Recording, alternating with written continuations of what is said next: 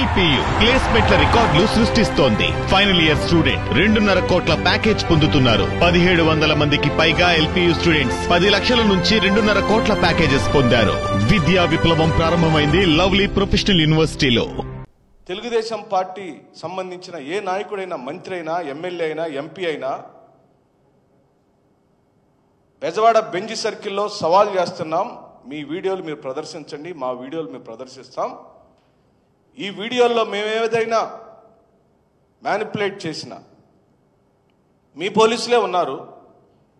40 మంది Telugu Desam party organised కార్యకర్తల కోసం విధ్వంసం సృష్టించడం కోసం రాళ్ల కుప్పను ఏర్పాటు చేశారు. ఇళ్ల మీద వారందరినీ ముందుగానే తరలించుకున్నారు. వారికి 400 మంది పోలీసులను కాపలా పెట్టారు.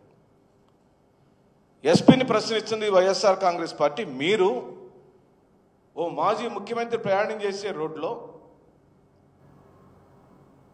నల్ల బెలూన్లు పెట్టుకొని, ప్లకార్డులు పెట్టుకొని నిలబడే వాళ్ళకి మీరు పర్మిషన్ ఎందుకు ఇచ్చారని అడుగుతున్నాం. అంతమంది వస్తారని మీకు ముందే తెలుసు కదా. పొరపాటున ఏదైనా అల్లరి సంఘటన జరిగితే దానికి బాధ్యత ఎవరు వహించాలి? తగుదనమ్మా అంటూ ఈ రోజున వైఎస్ఆర్ కాంగ్రెస్ పార్టీ జిల్లా అధ్యక్షుడు బూచేపల్లి శివప్రసాద్ రెడ్డికి నోటీసులు ఇచ్చింది ప్రభుత్వం. సిగ్గుమాలిన ప్రభుత్వం, దగాకోరు ప్రభుత్వం, తప్పుడు సమాచారాలను ప్రజల మధ్యలో ప్రచారం చేసే ఈ ప్రభుత్వం. రాత్రి పరామర్శకు వెళ్లిన చెవిరెడ్డి భాస్కర్ రెడ్డి గారి మీద ఒక సిఐ స్థాయి వ్యక్తి అంత దురుసుగా మాట్లాడుతామనే దృశ్యాలను చూస్తున్నప్పుడు అసలు నిజంగా నాయకులకు, ప్రజాస్వామ్యంలో ప్రజలచే ఎన్నుకోబడిన ప్రజాప్రతినిధులకు ఈ ప్రభుత్వంలో విలువ ఉందా అని చెప్పి అడుగుతున్నాం. ఇదే ఎల్లకాలం సాగిద్దా? నువ్వేమైనా ప్రపంచం ఉన్నంత వరకు నువ్వే ఈ రాష్ట్రానికి ముఖ్యమంత్రి అనుకుంటున్నావా? లేకపోతే మీరే మంత్రులు అనుకుంటున్నారా? లేకపోతే మీరే శాసనసభ్యులు అనుకుంటున్నారా? ఇంకా మీకు కేవలం 1000 రోజులు మాత్రమే ఉంది చంద్రబాబు నాయుడు గారు. 3 సంవత్సరాల కాలమే ఉంది. ఈ 3 సంవత్సరాల కాలంలో 360 రోజులు ఇంటూ 3 సంవత్సరాలు అంటే కేవలం 1100 రోజులు. చిట్ట చివరి సంవత్సరం ఎట్లాగా నీ మాట నీ అధికారులు వినరు, నీ కార్యకర్తలు వినరు. ఎందుకంటే మీరు ఓడిపోతున్నారని నిన్న జరిగిన పొదిలి సంఘటన కేవలం ఓ మచ్చు తునక. మీరు వీడియోలు చూడండి.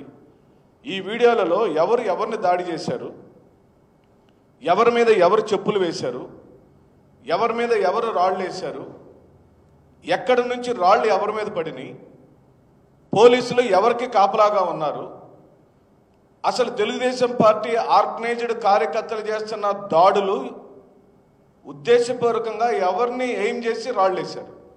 పెట్టు బాబు, వీడియో నెంబర్ 1 పెట్టు.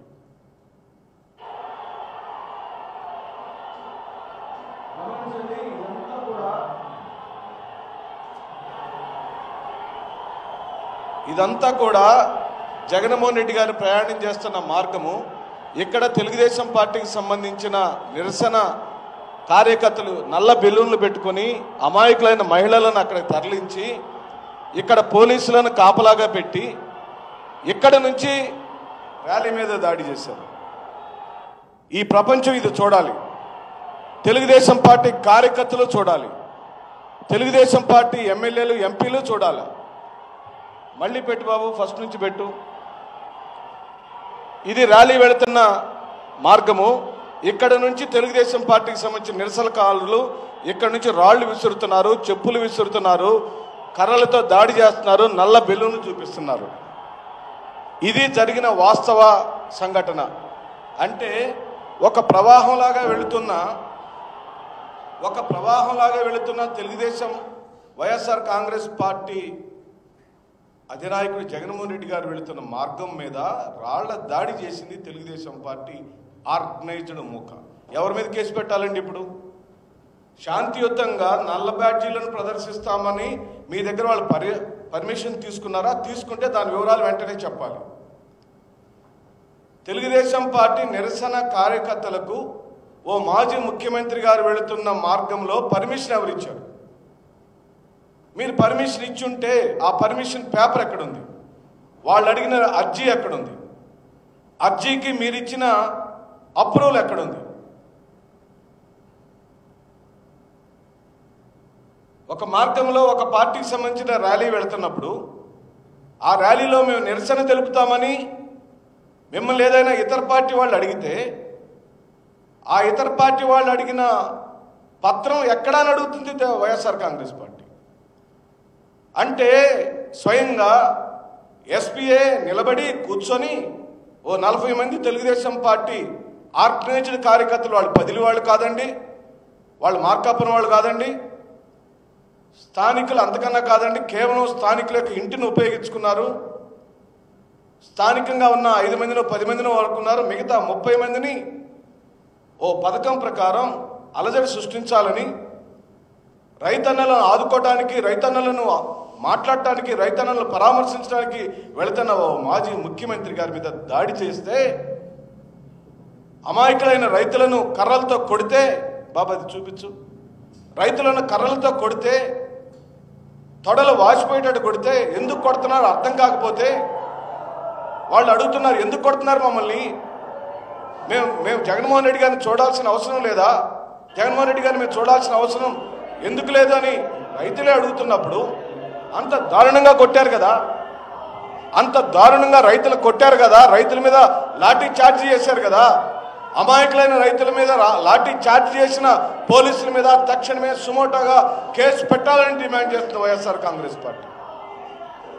మా వైఎస్ఆర్ కాంగ్రెస్ పార్టీకి సంబంధించిన కార్యకర్తల యొక్క చేతులు విరిగాయి, తలలు పగిలాయి, రక్తం ఓడింది. మరి వాళ్ళ మీద ఎవరి మీద మీరు కేసులు పెట్టారు? అర్ధరాత్రి జిల్లా స్థాయి మండల స్థాయి నాయకులను ఇళ్ల మీద పడి అరెస్ట్ చేయాల్సిన అవసరం ఏమొచ్చింది?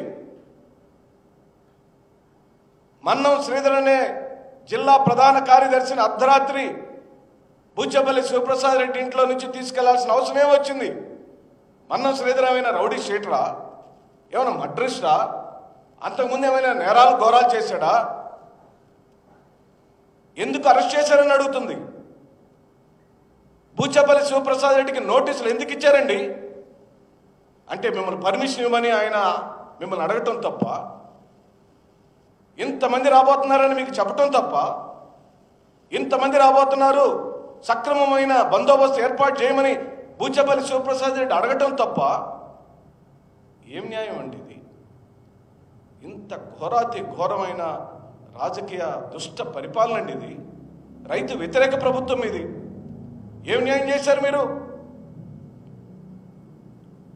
గిట్టుబాటు ధరలు ఇవ్వాల్సిన బాధ్యత తెలుగుదేశం పార్టీ ప్రభుత్వానికి లేదా? పొగాకు రైతులకు, నష్టపోతున్న పొగాకు రైతులకు ఆదుకోవాల్సిన బాధ్యత తెలుగుదేశం పార్టీది కాదా?